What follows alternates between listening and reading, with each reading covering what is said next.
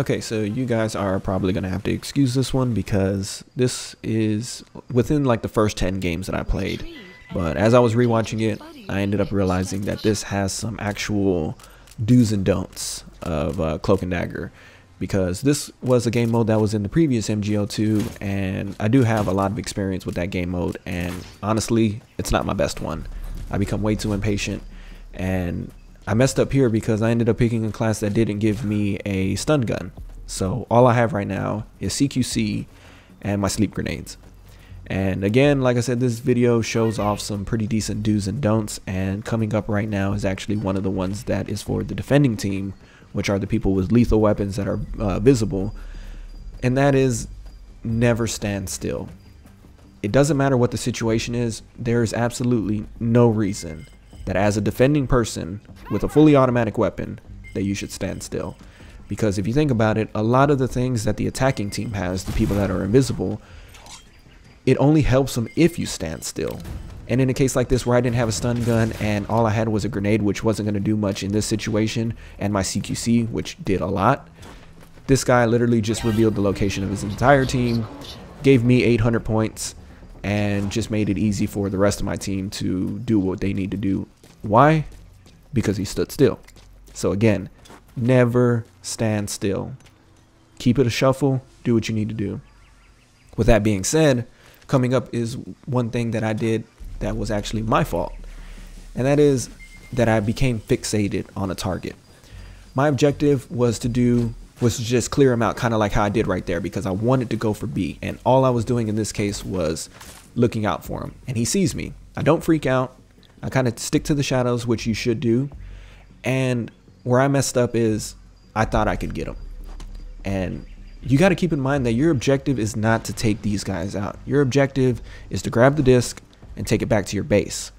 So with that being said, me lingering around like this helps absolutely no one.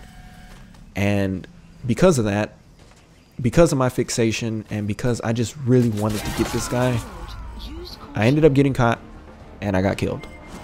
It could have gone a lot worse, and to be honest, as the game progresses, it will be a lot worse, because not only did I just die and basically put my team down one man, but I revealed the location of my entire team, which could have gone really bad for Alpha. Alpha's my teammate, and he did a really good job at actually returning the disc back to where it needed to go. But honestly, I screwed up right there, and I could have screwed Alpha, and my entire team for that matter, out of that win. So never become fixated on a target. Always keep your mind on the game, you know, and if dude's in the way and you need to take him out, well, then that's what you need to do. But coming up right now is actually, I guess, a good way to, I don't want to call it a good way. It's just the way that I like playing when I'm defending, and that is basically just being loud as hell, because there's really no reason, as I said before, to just be passive, you know. And honestly, in the beginning, what you could do is you could kind of like make a beeline to that, and I don't know if you saw them, but you can see those guys as they make their way, and you know, basically all I'm trying to do is just at least hit them once, so that way the entire team gets revealed. And that's what you want to do, because once you start revealing their locations, they start freaking out. So you need to understand that once a person gets revealed, you need to make your way towards them, and that's what's coming up right now. One of my teammates says, I see him on the bridge, I see him on the bridge. So as soon as he basically hits them and reveals them, we make a beeline towards the bridge. And luckily for us, it actually worked out, because there's a second guy who thought that he could take us on that ends up getting revealed, and we kill him. And that's one of the things that you really need to pay attention when you're playing as the attackers, is that you always need to put yourself in positions where if you do get revealed, you're not just out in the open.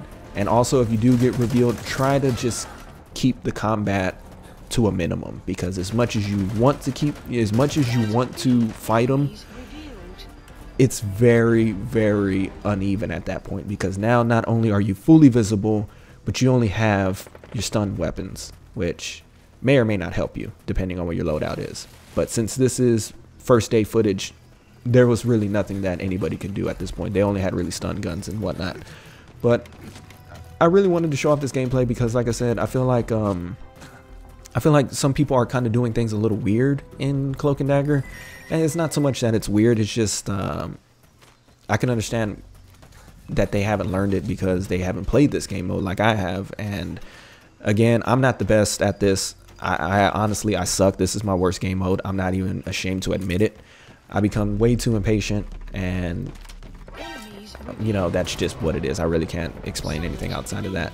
But for the most part, that's pretty much going to wrap up this video. If you guys want me to talk a little bit more about Cloak and Dagger or any of the other game modes for that matter, let me know, because honestly, all I really want to do is just help people get better. Because if people get better, they're going to be interested in this game, and that keeps the community strong, and that's the primary thing that I want to happen. But for the most part, that's pretty much going to wrap up this video. So leave a like if you enjoyed, subscribe if you haven't already, and until next time, take care.